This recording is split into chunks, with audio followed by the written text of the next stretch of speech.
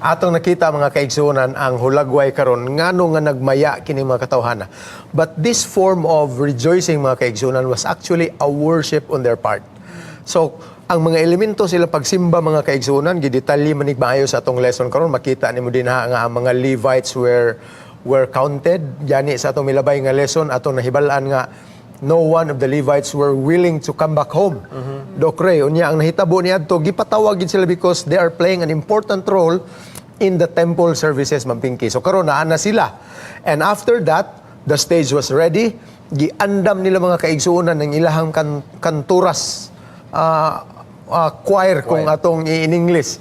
So dili lang kay usa lang ka singing group ang nalambigit mga kaigsuonan kundi duha ka dagko nga mga choral groups ang usa nga usa nga gidumalahan ni Ezra, the other one was being led by Nehemiah. So makita nimo nga multi-talented ning duha ka mga leaders ini, dili lang ni teacher si Ezra mga kaigsuonan og panday, si Nehemiah dili lang siya cupbearer o governor og panday, silang duha puros tingali, probably we could assume mga talentado sila sa music mga kaigsuonan because they have become leaders for these two grand choirs mga kaigsuonan.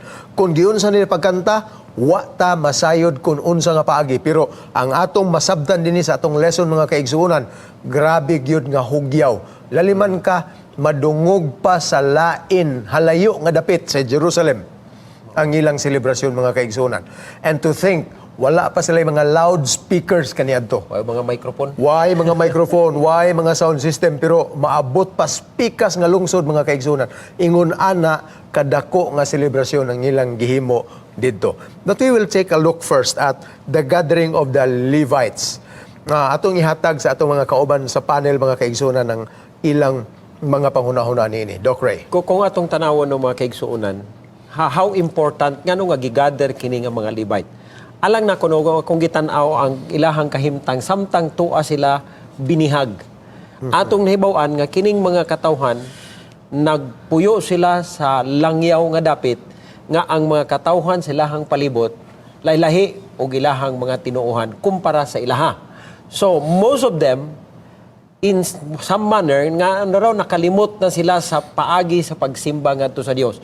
And it was the Levites og mga pare maoy gitahasan nga ilahang gitawag kay sila mo'y mugiya sa mga katawhan sa insakto nga paagi sa pagsimba og pagdayeg ngadto sa Dios pinaagi sa ilahang pagpasalamat ni ining tungura. So it's very important nga kining mga priest ug mga Levite gigather sila kay sila mo'y mangulo.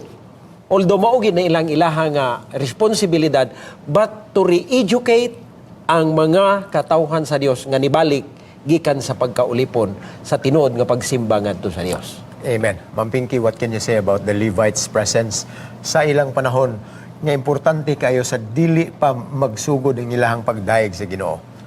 Kung ikaw usa ka membro sa pamilya sa mga Lebihanon, kuan manggod pastor kanang akong ma-feel ako yung gibati nga may sagrado sila nga responsibilidad. Kaya sila man ang mga tinugyanan sa mga gimbuhaton kun mga serbisyo sa templo. Yes, exactly. So, ma-imagine nato nga gisustinihan sila sa Ginoo sa pamaagi kon kaalam labi ng bahin sa pag-organize og singing group. Dili man lalim. O kaha sila mismo ni apil sa pagkanta. So makita nato nga astang manulunda ba maingganyo gyud gumapil kay ang grupo sa mag-alawit, mga Lebihanon. Dili kay mga basta ordinary lang nga mga tao. So, kanang bahina, kay kung imong imagineon god, ang kining nga maong pagtapok, mao ang pagpasalamat nila sa Ginoo, ug pagsimba, pag-agi, og paying tribute to the true God, nga maoy nagpasiuli sa ilang lugar, at the same time, building again the temple. Yeah, exactly mga kaigsuonan. Kung natong tanaw niyo ang background sa mga Lebihanon mga igsuon, wala sila'y panulundon sa ilahang yuta nga saad. Kundili ang ilang panulundon, gi-outline naman yung pag-ayo ni Moses mga kaigsuonan, diha region sa templo ang ilang kinabuhi. So wala sila'y yuta, wala sila'y mga property, but they are to live and be sustained within the temple services mga kaigsunan. So, posible ni sa atong gitanaw sa milabay nga lesson, one of the reasons nga nung wala sila gana nga mubalik dito sa Jerusalem ni aning tungura kay balo sila nga wala sila maulian. But it was very important. Gani ko natong tanawon diya sa Nehemiah chapter 12 verse 27 sa sinugdanan pa lang nagingon din ha sa dedikasyon sa mga paril sa Jerusalem ilang gipangita ang tanang mga Libihanon gikan sa ilang mga dapit.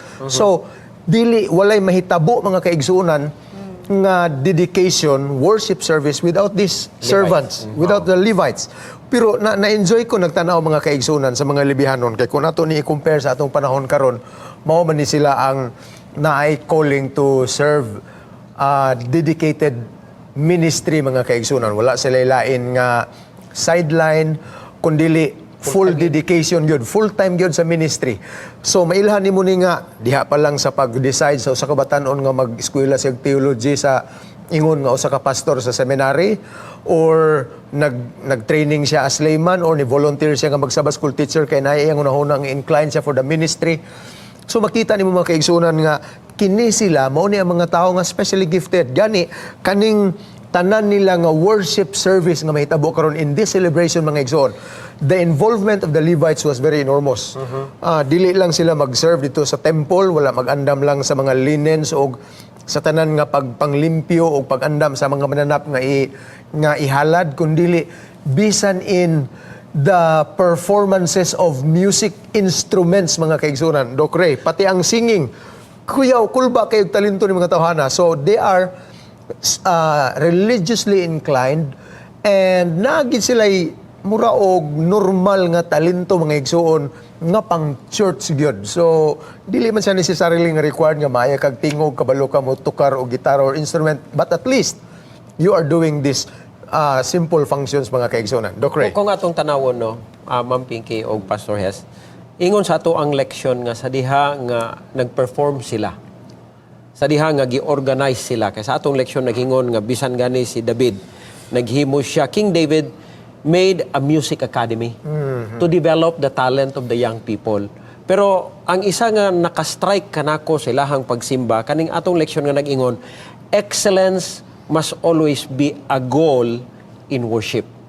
Ingon pa niya, praises must come from the heart to be expressed in the best way so that people will be spiritually uplifted. So Amen. makita nato nga dili gyud sila nga patakarang o pagkuha o kinsay mangantaan ng panahon so well prepared mga kaigsunan. Yeah, so kung exactly. atong itandi sa ato ang mga kapanahonan karon, ang atong worship mga kaigsunan dili lang bitaw nga kinsalay aton budluton.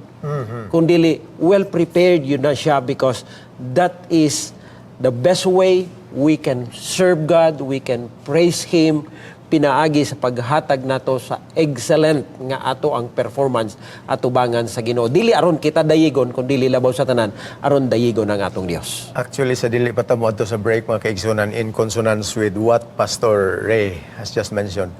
Nabahin ta mga igsuon ining duha ka dagko nga mga panghuna-huna. Kung adto ba ta sa quality or mo adto lang ta nga mo volunteer ta nga mo kanta for the sake bahalag yabag, bahalag di magkadimao basta kay halad man nato nis Ginoo in public performance mga kaigsunan. Nya ako nga klase sa pagkatao murag medyo di kay ko pabor anang for the sake na lang gyud nga makapresentar ta. Makaperform lang. Because it is not doing any, siguro kung naa siya maayo nga mahimo mga kaigsunan, gamay ra gyud kayo. Kasagara sa maminaw ana maingon na pastilan. Luya man ani wa nagilaing mapudyot ni sila nga manganta. Wala man ni nagdiskuryo mga kaigsunan.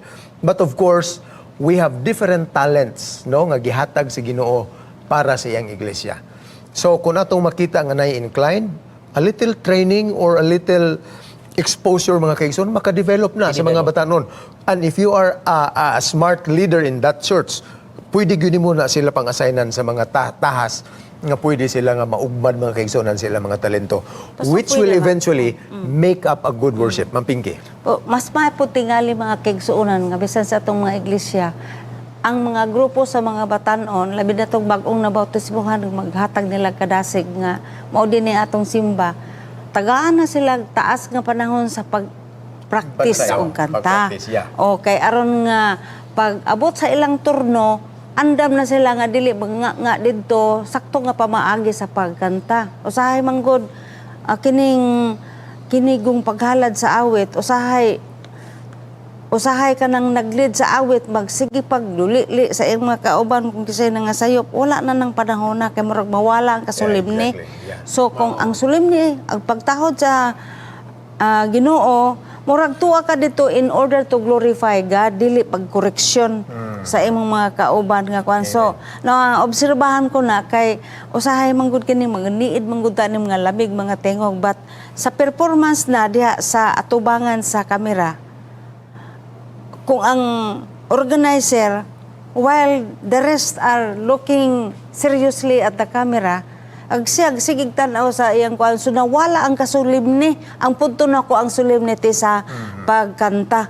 Kay ang iyang matanawan, ang sayop, nga pronunciation o ang timing. So I think that is going to be kanang corrected. Kay maot kaayo nga magkanta ta. Dapat kung magkanta nga magsikag lingi sa imong pares kanang panahon sa practice.